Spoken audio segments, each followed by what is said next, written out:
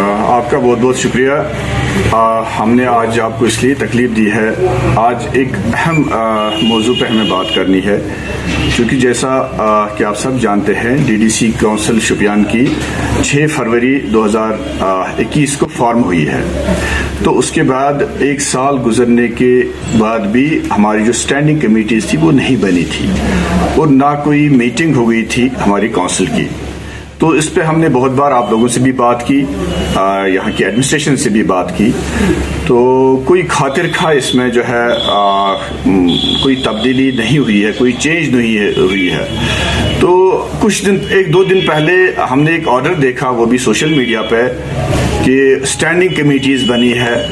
آپ کو میں یہ بتا دوں کہ جو ہماری کونسل ہے اس کی 5 اسٹینڈنگ کمیٹیز مینڈیٹری ہیں.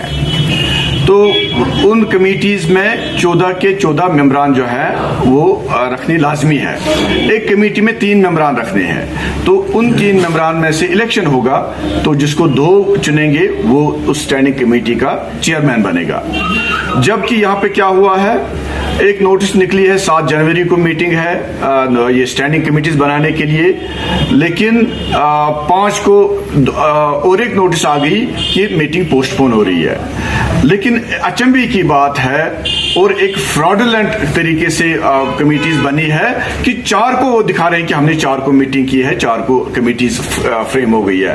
اور اس میٹنگ میں ہمیں بھی دکھایا جا رہا ہے کہ راجہ وحید, اعجاز میر, یہ مظفر صاحب, حمید صاحب, صفیہ ریاض, دوسرے لوگ کہ سب نے شرکت کی ورچوئل موڈ پہ, جبکہ ہمیں اس بارے میں کوئی علمیت نہیں ہے. تو اس لیے ہم نے آج یہ مناسب سمجھا کہ ہم آپ کے ذریعے سے اپنے لوگوں تک یہ بات پہنچائیں کہ کیسے ان کے مفادات کے ساتھ کھلواڑ کیا جاتا ہے, کیسے شوپیان کی ڈیولپمنٹ کے ساتھ کھیلا جاتا ہے اپنے پولیٹیکل مقاصد کے لیے, اپنی چودراہٹ کو قائم رکھنے کے لیے. تو اس لیے آج ہم نے آپ کو یہاں پہ تکلیف دی ہے. تو اگر کوئی سوال ہو تو آپ, ہمیں پتہ نہیں چلا ہے, جب کل ہمیں پتہ چلا ہے ہم نے کل ریپرزنٹیشن ڈال دی ڈی سی کو, سرکار کو, کہ ہم نے اس نے 9 ممبران کے سائن اس پہ ہیں. تو 9 کے 9 یہ بولتے ہیں کہ ہمیں پتہ نہیں ہے کہ کمیٹیز کیسی بنی ہے, کب میٹنگ ہو گئی ہے. اور حد یہ ہے کہ میں بول رہا ہوں آپ کو 7 تاریخ کو یہ کہہ رہے ہیں کہ میٹنگ پوسٹ پون, یہ 5 تاریخ کو کہہ رہے ہیں کہ 7 تاریخ والی میٹنگ پوسٹ پون ہو گئی ہے.